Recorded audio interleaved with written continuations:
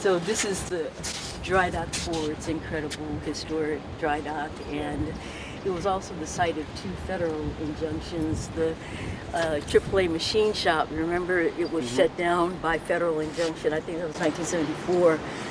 And they operated, largely on Dry Dock 4. And then Astoria Metals, that was Saul Bloom, and there was an environmental water group that had a federal shutdown of Astoria Metals here on Dry Dock 4. And, when we came with the PBS News crew in March of 2024, the Navy and its contractors had left piles of radioactive soil. Did you see the photo? I've screamed it all over the internet. They left piles of uncovered radioactive soils in a radiation staging yard right there at the boundary of Dry Dock 4. So, gust of wind, a sweeping wave would just, distribute it. And, as you can see now, these piles are all in radiologically impacted areas and are presumed to be radioactive soil and debris. And some of this stuff that's green is called gorilla snot. They put it on top of the soils to make them more adhesive. But that is also a sign that they're radiologically impacted. They're giving you that sign. So the other thing, those are food trucks, that are lined up against fences. They don't have dust barriers.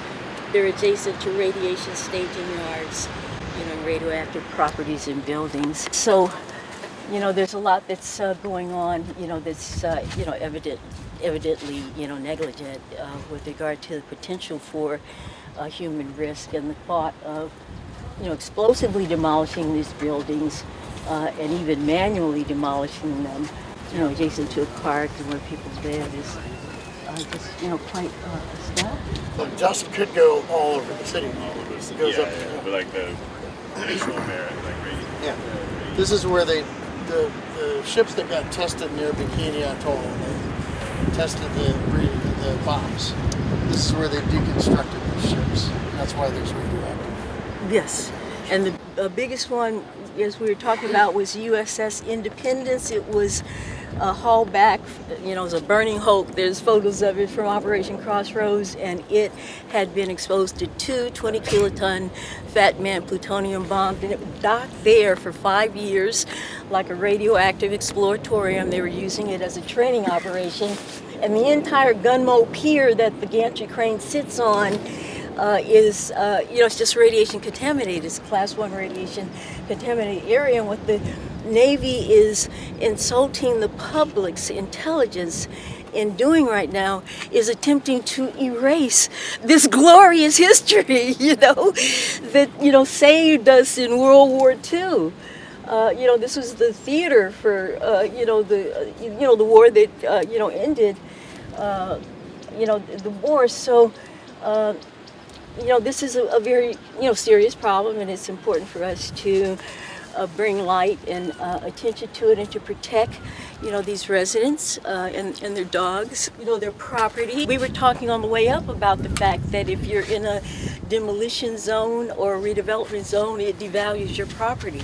And that's a tort. That's a legal tort. You can sue the Navy for just that simple, devaluation of your property. And then, on top of that, any health risk or, other physical damages to your property, you can seek a recovery for. Is there demolition happening there too, or that's? This is all historic parcel C. Again, this is the parcel that dates back to, oh my God, it dates back 10,000 years because the Ohlone people used this area. They used just Thule Reed canoes. They navigated this area 10,000 years ago, and then the Spanish missionaries, 1700s, used it as a cattle run. In the 1800s, Italian cattle herders used it as a cattle run. And then the Hunter family got the deed of ownership. They came out, drawn by the gold rush. And by 1869, it was the world's greatest shipping yard, largely because of the depth of the waters. And, there are historic events. The when Theodore Roosevelt's Great White Fleet, docked here, it was a big deal. That was 1906. And, there was the flotilla area down there was just crowded with people. And, so big events have occurred in this area. And it, needs to be respected and honored for its history. But there are very complex issues now that are left that are just the kind of basic issues that you see with efforts to redevelop Superfund sites in areas that are, hazardous waste impacted. The shipyard is unique because of its radiation exposure potential. I mean, that makes it, very, very unique. And there are radionuclides that were detected on, parcel G, with a half-life of, 1,600 years. So that's another reason it's, hard to believe that the Navy was able to scrub them to pristine level.